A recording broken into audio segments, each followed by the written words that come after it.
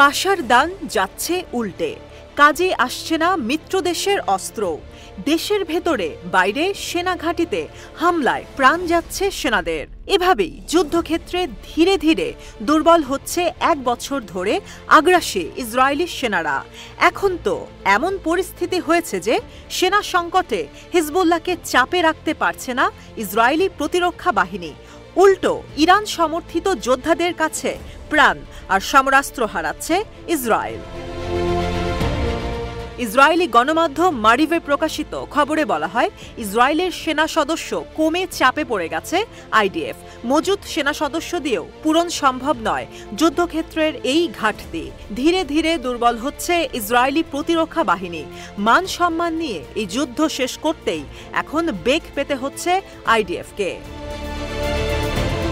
মারিভের প্রতিবেদন অনুযায়ী গোলানি ব্রিগেডের রিজার্ভ সেনাবাহিনীর সঙ্গে কথা বলে জানা গেছে তারা অর্থনৈতিক আর পারিবারিকভাবে চরম কষ্টে আছেন। এত মাস ধরে যুদ্ধ করছে তারা, কেউ কেউ তো 250 দিন ধরে যুদ্ধক্ষেত্রে। সেনারা এ সময় হতাশা প্রকাশ করে বলেন, ইসরায়েলের নেতারা অবশ্যই তাদের সম্মান করে না। এখানে ব্যবসার অবস্থা ধ্বংসের দ্বারপ্রান্তে। সেনারা পেশাগত আর ব্যক্তিগত ঝামেলায় বিপর্যস্ত। দিন শেষে দেখা যায় সেনাদের এই আত্মত্যাগের কোনো মূল্য নেই দেশের সরকারের কাছে। প্রতিবেদনে সাক্ষাৎকার নেয়া সেনারা জানান, তাদের মধ্যে মাত্র 3% রিজার্ভ সেনা, অর্ধেক রণক্ষেত্রের সেনা। তার মানে মোট জনগোষ্ঠীর 1%ই দেশের জন্য যুদ্ধ করে। প্রতিবেদনে জোর দিয়ে সেনারা বলেন, লেবাননে হামলা শুরুর আগে সেনাবাহিনীকে 4 ভাগে বিভক্ত করা হয় রিজার্ভ ইউনিট সহ। লেবানন থেকে চাপ আসায় অপারেশন চালু করতে পুনরায় রিজার্ভ থেকে মাঠে মোতায়েন করা হয় সেনা। ইসরায়েলি বিভিন্ন গণমাধ্যম বলছে, সেনা সদস্যদের সম্মুখ সারিতে নিয়ে আসতে রিজার্ভ সার্ভিসের সময়সীমা কমিয়ে দেওয়ার পরিকল্পনা করছে সরকার। 2024 সালে এই সময়সীমা 20 সপ্তাহ থাকলেও 2025 সালে গিয়ে তা হতে পারে 9 সপ্তাহ। রিজার্ভ থাকা সেনাদের ওপর চাপ কমাতে এই সার্ভিসকে চলমান রাখতে চায় ইসরায়েল, যে কারণে রিজার্ভ সেনা সংখ্যা 15 থেকে 25% পর্যন্ত কমে গেছে। সাম্প্রতিক গাজায় হামলার তীব্রতা বাড়ানোর পাশাপাশি লেবাননেও সমানে হামলা করায় সেনাবাহিনীর সংকটের বিষয়টি উঠে এসেছে গণমাধ্যমে।